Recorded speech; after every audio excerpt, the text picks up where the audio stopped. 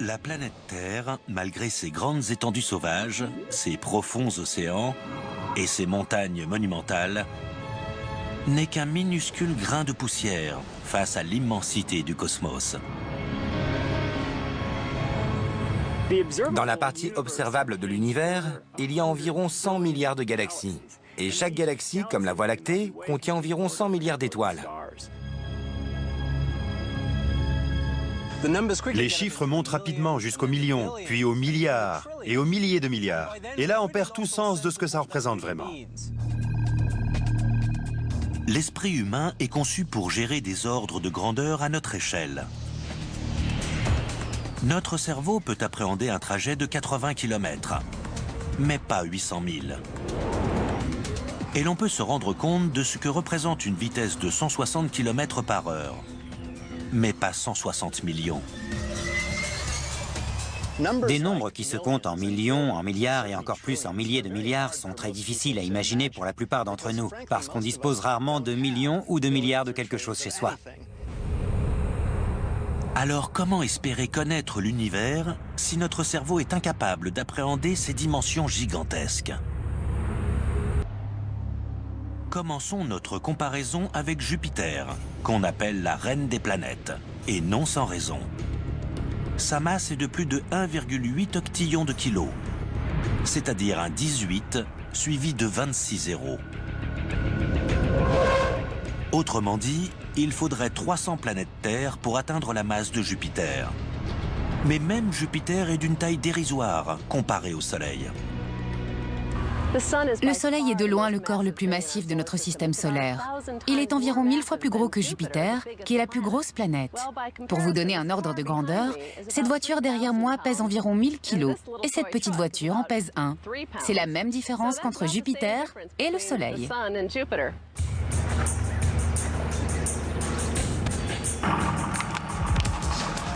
La différence est écrasante, comme le prouve très clairement la voiture d'une tonne. Mais n'oublions pas que nous sommes à un spectacle de Monster Trucks. Et la voiture qui représente notre Soleil pourrait vite regretter d'avoir fait du mal à la petite Jupiter. Le Soleil est le corps le plus massif de notre système solaire, mais pas l'étoile la plus grosse de notre galaxie. Il existe beaucoup d'étoiles bien plus imposantes que lui. Pour se rendre compte de la différence entre le Soleil et une étoile plus grosse, nous retrouvons la voiture d'une tonne pour représenter le Soleil et un Monster Truck de 3 tonnes pour représenter une étoile située à 75 années-lumière de chez nous.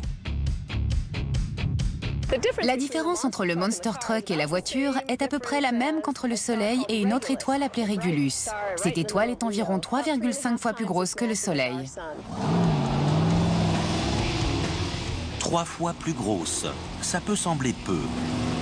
Mais il faut garder à l'esprit que l'on oppose ici de véritables géants galactiques.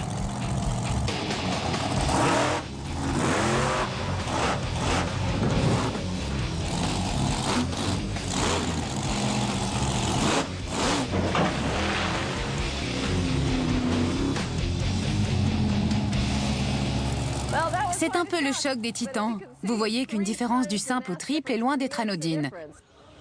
Si l'on pouvait apporter Régulus et le Soleil ici, il se passerait la même chose. Mais même Régulus, ce Monster Truck céleste, ne fait pas le poids face à la masse énorme des vrais titans de l'univers. L'étoile la plus grosse qu'on connaisse tourne en orbite autour de la Voie lactée, dans la galaxie naine du Grand Nuage de Magellan, au milieu de la nébuleuse de la Tarentule. Cette étoile a un nom assez rébarbatif, R136A, mais elle est gigantesque. R136A est une jeune étoile âgée d'environ 1 million d'années. Sa température de surface est de 70 000 degrés, c'est-à-dire 7 fois plus chaude que le Soleil. Jusqu'en 2010, on croyait que les étoiles ne pouvaient pas atteindre une taille supérieure à 150 fois la masse du Soleil. Mais grâce à de nouvelles découvertes, cette limite a doublé. On pense que R136A est 250 voire 300 fois plus grosse que le Soleil. Pour représenter cette étoile énorme, il faudrait un Monster Truck vraiment monstrueux. Un véhicule 100 fois plus lourd.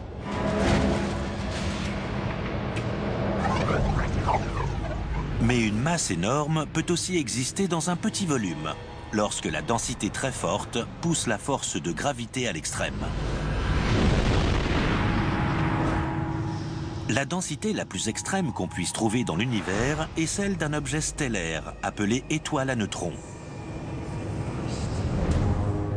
Une étoile à neutrons est le résidu compact de l'explosion d'une supernova dont la masse est compactée à l'extrême.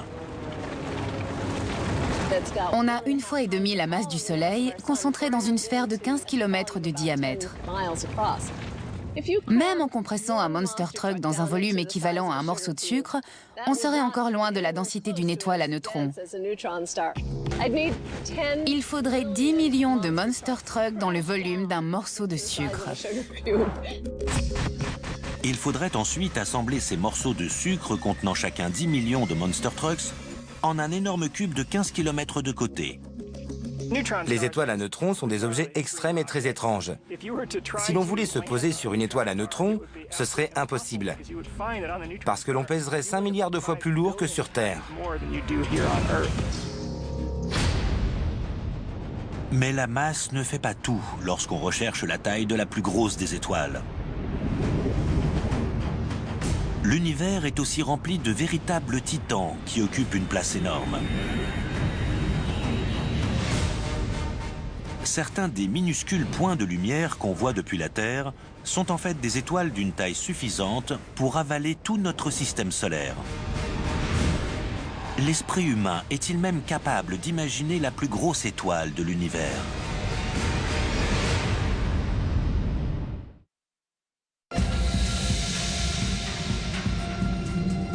Continuons notre tentative de rapporter les tailles, les vitesses et les distances de notre immense univers à des mesures plus compréhensibles pour l'esprit humain. Le plus gros objet de notre système solaire est de loin le Soleil. Il pèse 300 000 fois plus lourd que la Terre. Mais en termes de volume, c'est aussi l'objet le plus grand du système solaire, avec un diamètre de 1,4 million de kilomètres. Le Soleil est énorme comparé à la Terre. Il est 109 fois plus large que notre planète. Cela signifie que l'on pourrait faire rentrer plus d'1 million de planètes Terre dans le volume du Soleil. C'est énorme. Mais aussi énorme que soit le Soleil à une échelle terrestre, notre chère étoile reste dérisoire comparée aux mammouths stellaires de notre galaxie. Ces étoiles aux noms étranges, empruntés à l'histoire et à la science, savent jouer les stars. Les voici dans l'ordre croissant. Vega, Bellatrix, Epsilon Canis Majoris, Dubhe, Aldébaran, et enfin les gigantesques Bételgeuse et VY Canis Majoris. L'astronome Alex Filipenko va tenter de les faire descendre sur Terre, dans ce hangar pour avions. Si nous sommes ici aujourd'hui, c'est pour tenter d'observer la taille des étoiles les unes par rapport aux autres, surtout pour les grosses. On va gonfler des ballons, voire même des gros ballons météorologiques, pour se représenter la taille des grosses étoiles par rapport au Soleil, qui, lui, est représenté par une boule de bowling. Notre Soleil mesure 22 cm de diamètre. À côté, la Terre n'est pas plus grosse qu'une petite perle. Mes deux assistants sont spécialistes en ballons. Ils savent les gonfler à l'hélium, les fermer et jusqu'où ils peuvent les gonfler. Ils vont donc gonfler plusieurs ballons de différentes tailles. Grâce aux ballons gonflés, nous allons pouvoir faire un tour dans une réduction de notre univers et croiser les grandes, très grandes sœurs de notre Soleil. Premier arrêt, l'étoile Vega. Située dans la constellation de la Lyre, Vega est l'une des 5 étoiles les plus lumineuses du ciel. Elle a une couleur blanche bleutée, parce que sa surface est plus chaude que celle du Soleil. Voici ma boule de bowling qui représente le Soleil. Et ce ballon, quelle taille fait-il? On va le mesurer. à peu près 60 cm. Ça fait environ 2,5 fois plus que la boule de bowling. Donc ça, c'est Vega, une étoile blanche bleutée à 25 années-lumière de nous qui brille très fort dans le ciel. La suivante est Bellatrix, une étoile d'Orion, le chasseur, constellation la plus lumineuse du ciel. Les étoiles de la ceinture d'Orion et de son torse sont bien connues. Bellatrix, elle aussi une géante bleue, se trouve à l'épaule droite d'Orion et brille à plus de 240 années-lumière de chez nous. Voici un ballon encore plus gros. Quelle taille fait-il? Il fait 1,20 m. 1,20 m, c'est-à-dire 5,5 fois la taille de ma boule de bowling, donc du Soleil. Cette énorme étoile, c'est Bellatrix. Encore plus grosse que Bellatrix, on trouve une étoile bleue et chaude, Hadara, aussi appelée Epsilon Canis Majoris. Canis Major est une constellation dont le nom signifie « grand chien ». En voilà une grosse étoile. Elle mesure 3,60 m. Ce ballon est 17 fois plus gros que mon Soleil. Ça correspond à l'étoile Epsilon Canis Majoris dans la constellation du Grand Chien. C'est la constellation où se trouve aussi Sirius. Sirius est l'étoile la plus lumineuse du ciel, mais Epsilon Canis Majoris est à 430 années-lumière de la Terre. Si elle se trouvait à la même distance que Sirius, elle apparaîtrait 15 fois plus lumineuse. Encore 2 fois plus grosse qu'Epsilon Canis Majoris, Dubhe est une étoile géante, située au bout de la Grande Ourse, à 120 années-lumière d'ici. Super! Ce ballon est encore plus énorme. Quel est son diamètre?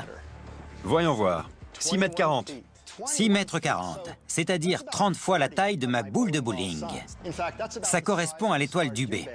Dubhe est différente des autres étoiles qu'on a vues. C'est ce qu'on appelle une géante rouge. Elle a une couleur orangée car elle est moins chaude que les étoiles bleues ou blanches qu'on a vues avant. Aussi incroyable que cela puisse paraître, il existe des étoiles encore plus grosses, que l'on ne peut même pas représenter dans ce hangar. Voici où il a fallu placer Aldébaran, une étoile monstrueuse connue depuis l'Antiquité, qui était autrefois signe de richesse et d'honneur. Ce ballon mesure près de 10 mètres de diamètre. C'est à peu près 45 fois plus gros que cette boule de bowling qui représente le Soleil. Ce ballon représente l'étoile Aldébaran, une géante rouge de la constellation du Taureau. Elle se situe à 65 années-lumière de la Terre et sa vraie couleur est orange. Mais même les plus gros ballons ne suffisent pas à représenter les plus grosses étoiles de la galaxie. Bételgeuse, par exemple, est une autre étoile de la constellation d'Orion. Située à 650 années-lumière de nous, elle fait plus de 1000 fois la taille du Soleil. Bételgeuse est tellement grande qu'à la place du Soleil, son diamètre atteindrait l'orbite de Jupiter. Donc, les 8 planètes du système solaire seraient soit détruites, soit bien trop chaudes pour être habitables. Mais la plus grosse étoile connue porte le nom de VY Canis Majoris. D'après les estimations, son diamètre est 2000 fois plus grand que celui du Soleil. C'est vraiment une étoile gargantuesque. Si l'on faisait voler un avion de ligne à la surface de VY Canis Majoris, il lui faudrait 1200 ans pour en faire le tour. À une telle échelle, l'esprit humain est incapable d'appréhender quelque objet que ce soit. En ce qui concerne la taille des objets de l'univers, les faits sont vertigineux. Et la question des distances n'est pas moins intimidante. En effet, les distances entre les planètes, les étoiles et les galaxies dépassent l'entendement humain. Pour arriver à bien se rendre compte, le mieux c'est de tout rapporter à une échelle plus humaine. L'esprit humain est plus à même de comprendre la taille des choses de façon relative qu'avec des nombres absolus. Prenons l'exemple de la Lune. Elle se trouve à un peu moins de 400 000 km de la Terre. On pourrait se dire que ce n'est pas très loin. Mais on aurait tort. Je vais réduire la Terre à la taille d'un ballon de basket. Si la Terre avait effectivement la taille de ce ballon, la Lune aurait la taille de cette balle de tennis. La question qu'on se pose maintenant, c'est de savoir à quelle distance l'un de l'autre seront ces deux objets en prenant en compte leur échelle. Pour vous montrer, je vais avoir besoin d'aide. Johnny va tenir la Terre et moi, je vais prendre la Lune pour aller la placer à la bonne distance. Allons-y. 1 mètre, 2 mètres. Je continue, j'arrive à 3 mètres, je recule encore. 5 mètres. Je dois encore reculer. Et voilà, 6 mètres 40. Voici la distance entre la Terre et la Lune à l'échelle des deux objets. À 370 000 km de la Terre, le trajet jusqu'à la Lune nous est désormais familier grâce aux missions Apollo. C'est l'une des rares distances spatiales que l'on est en mesure d'appréhender assez facilement. Grâce aux 6 alunissages pratiqués dans l'histoire, on a appris que le temps de trajet est d'un peu plus de 3 jours. Ce trajet lunaire fait donc désormais partie du savoir collectif.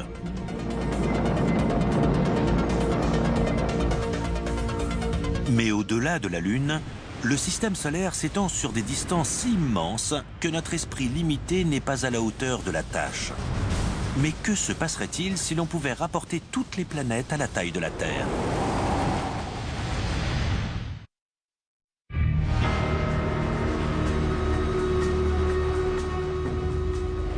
On peut rapidement se sentir submergé face aux tailles, aux distances et aux vitesses que l'on trouve dans l'univers.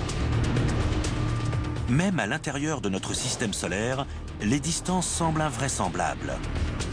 Essayons donc de réduire notre système solaire à une taille plus compréhensible. Imaginons qu'on prenne le diamètre du Soleil, 1,4 million de kilomètres, pour le rapporter à la taille d'une boule de bowling. À quoi ressembleraient les autres planètes? Eh bien, il faudrait les réduire aux tailles qu'on a là. On a les 8 planètes du système solaire alignées ici, de Mercure jusqu'à Neptune. Dans ce système solaire réduit, notre Terre est cette toute petite bille, alors que le Soleil est cette boule de bowling. Si ces petites billes sont bien à l'échelle par rapport à la boule de bowling, les distances qui les séparent ne le sont pas. Pour en faire la démonstration, le physicien Clifford Johnson va disposer ce mini-système solaire le long d'une piste qu'il va parcourir et mesurer. Johnny va m'aider à mesurer les distances grâce à cette roue à mesurer, un odomètre.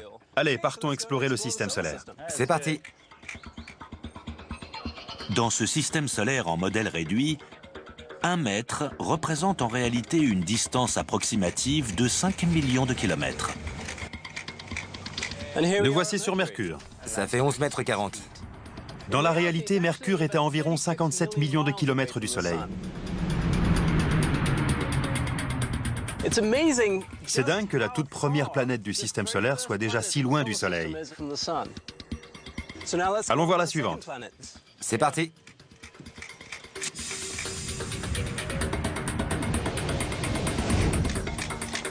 Nous voici sur Vénus. Ça fait 20 mètres 50. Cette petite bille représentant Vénus est donc 2 fois plus loin du Soleil que Mercure. Dans la réalité, ça fait une distance de 104 millions de kilomètres.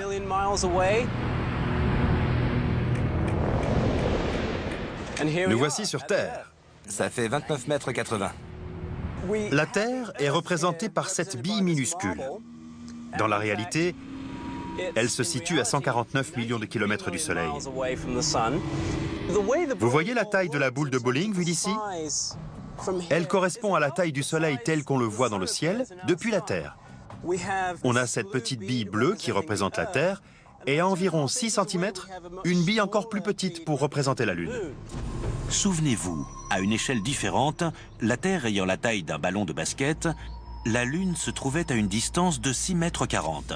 Cette fois, pour s'adapter au système solaire entier, il a fallu réduire cette distance à quelques centimètres seulement. Cette distance minuscule entre la Terre et la Lune, c'est la limite de l'exploration spatiale par l'humain à ce jour. Même si l'on espère aller beaucoup plus loin dans les années à venir. Sur notre modèle réduit du système solaire, Mars est encore 15 mètres plus loin que la Terre, c'est-à-dire 227 millions de kilomètres du Soleil. Au-delà de Mars, les distances deviennent de plus en plus vertigineuses.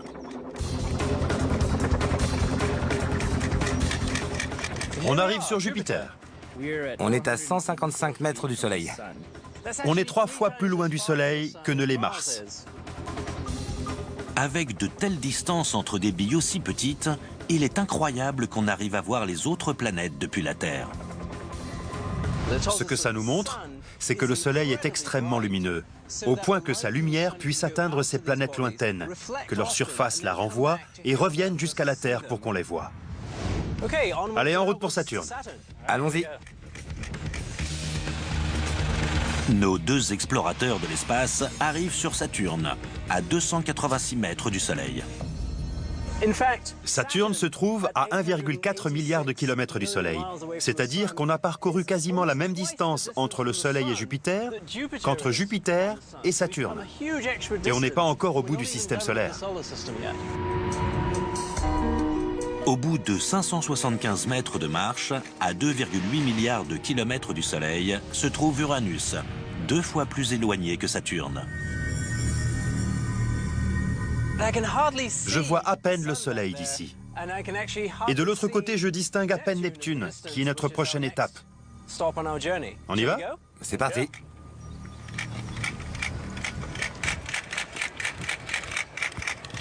Ça fait loin. C'est clair. Nous y voilà. Neptune, la dernière planète. On est à 900 mètres du Soleil. 900 mètres sur notre modèle réduit, ça correspond à une distance de 4,5 milliards de kilomètres entre Neptune et le Soleil.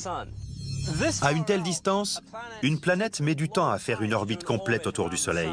Une année neptunienne correspond environ à 165 années terrestres. D'ailleurs, il ne s'est passé qu'une seule année neptunienne depuis la découverte de Neptune. Quand on se rend compte des distances, il semble incroyable que la force de gravité du Soleil puisse avoir le moindre effet sur des planètes aussi lointaines. De plus, le système solaire ne s'arrête pas à Neptune. Au-delà, on trouve des corps plus petits, comme Pluton. Et ensuite, à près d'une année-lumière du Soleil, se trouvent des nuages de comètes sombres et glacées. Si les distances entre les planètes du système solaire dépassent l'entendement humain, alors l'immensité qui sépare les étoiles et les galaxies nous submerge totalement. Le fait même que les astronomes connaissent les distances qui nous séparent des étoiles reste un mystère pour Nora de Brooklyn, à New York, qui a voulu poser cette question sur l'univers. Comment mesure-t-on la distance qui nous sépare des étoiles? Nora, voici une question assez complexe. Pour les étoiles les plus proches, on observe leur changement de position dans le ciel pendant que la Terre tourne autour du Soleil. Pour les étoiles plus lointaines, même dans d'autres galaxies, on mesure leur luminosité telle qu'elle nous parvient. On la compare avec leur puissance estimée afin de déterminer leur distance. Ces chiffres sont tellement vertigineux que les questions de taille et de distance constituent un véritable défi pour l'esprit humain. Mais l'immensité de ces chiffres s'applique aussi aux vitesses dans l'univers. Les scientifiques ont en effet découvert que l'univers est comme un champ de course géant, où même les planètes géantes filent plus vite que des balles de revolver.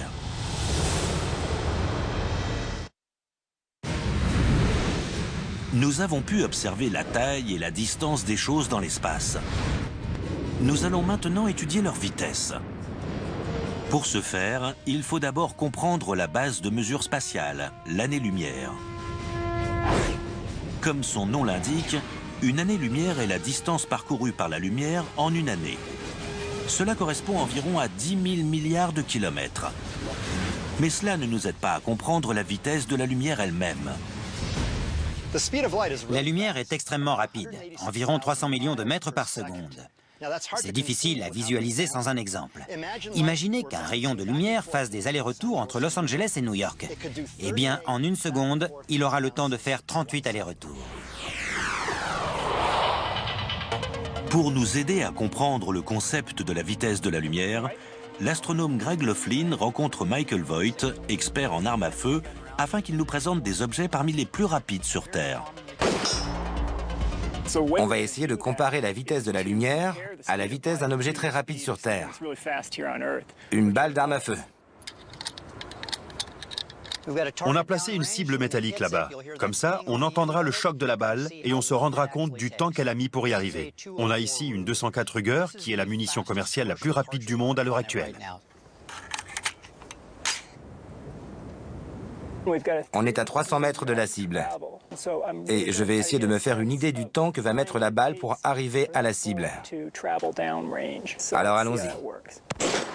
Joli coup. C'est dingue. À l'instant où j'ai appuyé sur la gâchette, la balle a touché la cible. Impossible de percevoir le temps de trajet.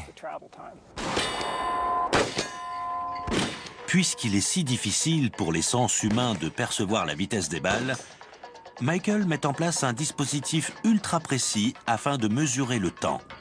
Un chronographe. Le chronomètre se trouve dans cette unité. Il y a une horloge à l'intérieur. Je crois que le chronographe est prêt. Très bien. Je vais tirer quelques balles et on verra quelle est leur vitesse.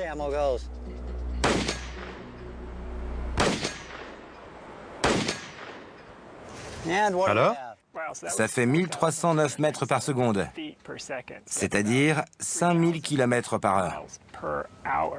C'est rapide, hein? Carrément, ça fait un peu plus d'1 km par seconde, c'est-à-dire 4 fois la vitesse du son. Je suis vraiment impressionné. Mais c'est dérisoire en comparaison de la vitesse de la lumière. Dans le temps qu'a mis la balle pour aller du canon de l'arme jusqu'à la cible, un rayon de lumière aurait le temps de faire un aller-retour entre Los Angeles et Paris. Avec ses 300 millions de mètres par seconde, la lumière pulvérise tous les records de vitesse qu'on puisse observer sur Terre. La vitesse de la lumière ne m'évoque pas grand-chose, puisque même les 300 millions de mètres que parcourt la lumière en une seconde sont difficiles à appréhender. La vitesse de la lumière est si extrême par rapport aux vitesses qu'on a sur Terre qu'il nous faut prendre la lumière et la ralentir pour vraiment comprendre la différence. Pour cela, revenons-en à la balle de revolver. À près de 5000 km/h, son temps de déplacement est à peine perceptible. Si la lumière se déplaçait à cette vitesse-là, à quoi ressemblerait le monde autour de nous avec des vitesses réduites à la même proportion? Prenons l'exemple d'un avion de ligne. Il se déplace à peu près à 960 km/h. Mais si la lumière se déplaçait à la vitesse d'une balle de revolver, quelle serait la vitesse de l'avion? Si l'on prend une échelle où la vitesse de la lumière est de 5000 km par heure et que l'avion se cale sur cette échelle, alors il lui faudra 1 minute pour parcourir 7 cm. Un avion F-15 peut atteindre la vitesse de Mach 2,5, c'est-à-dire plus de 2400 km par heure. Mais à notre échelle réduite, en 1 minute, il ne parcourrait que 17 cm. Et qu'en serait-il des balles d'armes à feu, justement?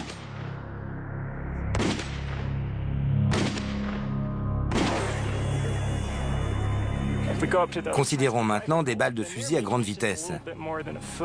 Eh bien, elles parcourront à peu près 33 cm en 1 minute, si l'on prend une échelle où la lumière se déplace à 5000 km par heure. Dans la réalité, c'est la moitié de la vitesse de déplacement d'un escargot. Mais ce n'est pas tout. Dans le cosmos, la plupart des corps se déplacent à des vitesses qu'on a du mal à appréhender. Le mouvement, c'est la base de l'univers. On pourrait avoir l'impression d'être immobile, et c'est le cas si l'on prend le Sol comme référentiel. Mais la Terre tourne autour du Soleil, le Soleil tourne autour du centre de notre galaxie, et notre galaxie aussi est en orbite à l'intérieur de notre groupe de galaxies. Et tous ces différents corps se déplacent à très grande vitesse. La Terre tourne autour du Soleil à une vitesse d'environ 100 000 km/h. À cette vitesse, il ne nous faudrait qu'1 heure pour faire plus de 2 fois le tour de la Terre. Notre Soleil tourne autour du centre de la Voie lactée à la vitesse de 777 000 km par heure. Et la Voie lactée elle-même se déplace dans l'espace à plus de 2 millions de km par heure. Mais la lumière, elle, est encore 600 fois plus rapide que ça. Les faits sont donc là. Nous vivons au ralenti par rapport à la nature du cosmos. Aucune technologie moderne n'est comparable, même de loin, à la vitesse de la lumière. Si l'on voyage à la vitesse d'un avion de ligne, c'est-à-dire 1 million de fois plus lentement que la lumière, il nous faudrait à peu près 4 millions d'années pour nous rendre sur l'étoile la plus proche du Soleil. Si pour se rendre sur l'étoile la plus proche, il faut plus de temps qu'il ne s'en est écoulé depuis la naissance de l'humanité, comment, en tant qu'humain, pourrait-on vraiment comprendre la taille de notre propre galaxie? En réduisant les plus grosses planètes et les plus grosses étoiles, ainsi que la vitesse de la lumière, à une échelle plus compréhensible pour l'esprit humain, nous commençons enfin à mieux imaginer l'immensité du cosmos. Mais serait-il possible de procéder de la même façon pour les distances interstellaires, des distances qui dépassent totalement l'entendement? Bien que les scientifiques mesurent ces distances interstellaires en années-lumière, ces chiffres ne nous aident pas vraiment à concevoir la nature immense du paysage galactique. Nous allons donc réduire tout cela à une autre échelle, une échelle où une année-lumière correspond à 1 km. À cette échelle, notre Soleil n'est pas plus gros qu'un grain de sable. Nous avons calculé le nombre de grains de sable ou d'étoiles que contiendrait notre galaxie. Le nombre d'étoiles dans la Voie lactée est à peu près le même que le nombre de grains de sable dans ce coffre. C'est-à-dire plus de 100 milliards d'étoiles. Si une année-lumière équivaut à 1 km, où se trouve l'étoile la plus proche? Si l'on place le Soleil à l'observatoire Griffith, à Los Angeles, où travaille l'astronome Laura Donnelly, le grain de sable le plus proche se trouverait à Hollywood, à 6,4 km de là. Pour arriver à repérer un grain de sable en pleine ville, à plus de 6 km, nous allons utiliser des miroirs dont les reflets portent loin. Aaron et Johnny ont chacun un miroir et vont envoyer des signaux pour nous aider à nous rendre compte de la distance de l'étoile la plus proche. J'emporte donc quelques étoiles à Hollywood. Voilà, Stan, Aaron, vous êtes prêts? Vous allez rester ici à l'observatoire Griffith pour représenter le Soleil. Johnny et moi, on va à Hollywood. C'est bon? C'est parti. Super, allons-y. Le plus proche voisin stellaire de notre Soleil n'est pas une étoile unique, mais un groupe de 3 étoiles. 2 d'entre elles, Alpha Centauri A et B, sont en orbite l'une autour de l'autre et ont à peu près la même taille que le Soleil. La troisième, Proxima Centauri, est une naine rouge. Elle brille peu et ne fait que 10% de la taille de ses sœurs.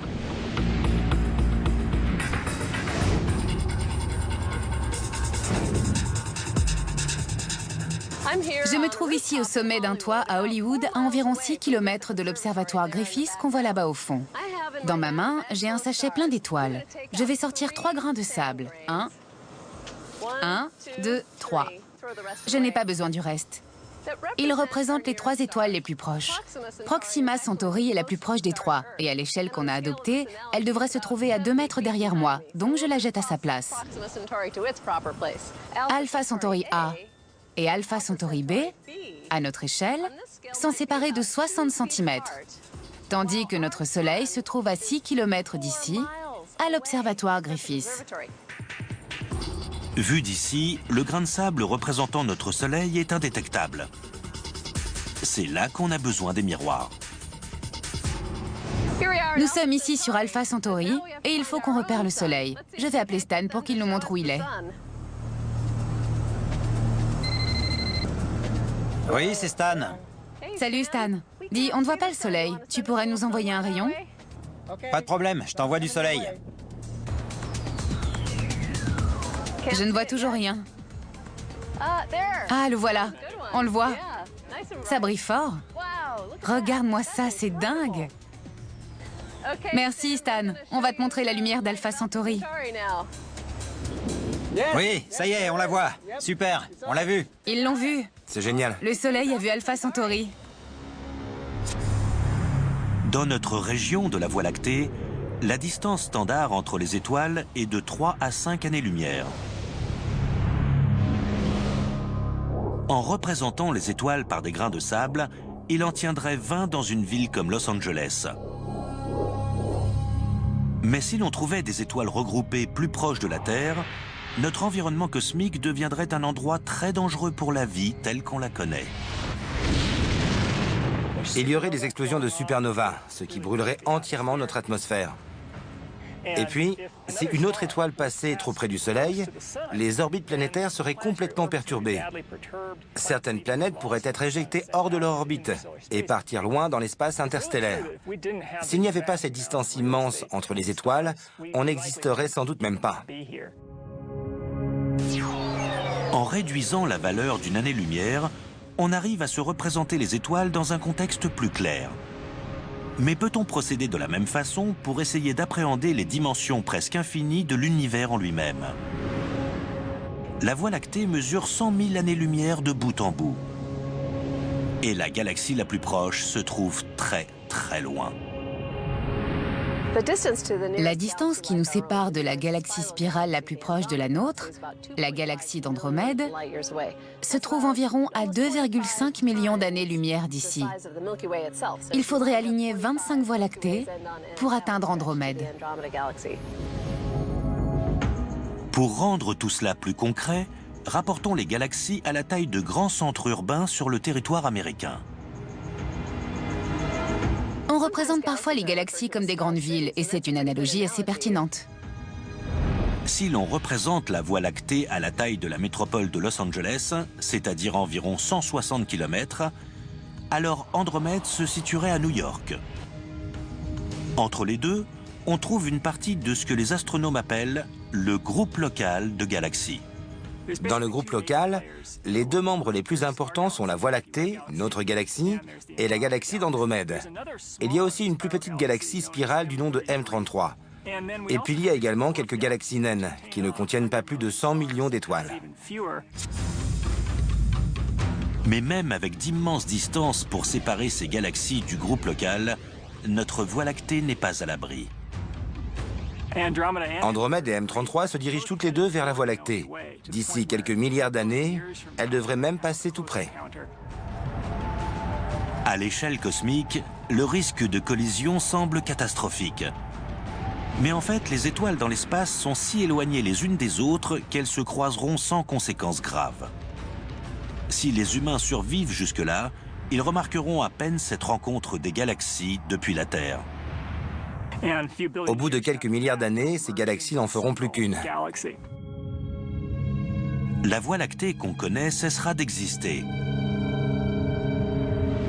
Mais en attendant, même les distances les plus courtes entre les galaxies du groupe local dépassent nos capacités de compréhension. En outre, nos voisins galactiques ne représentent qu'une minuscule partie de notre immense cosmos. Dans la partie observable de l'univers, il y a environ 100 milliards de galaxies comportant chacune des milliards d'étoiles. Si les galaxies du cosmos étaient dispersées comme des villes sur le territoire américain, alors pour approcher la taille de l'univers observable, il faudrait que les États-Unis soient assez vastes pour recouvrir 500 fois la surface de la Terre.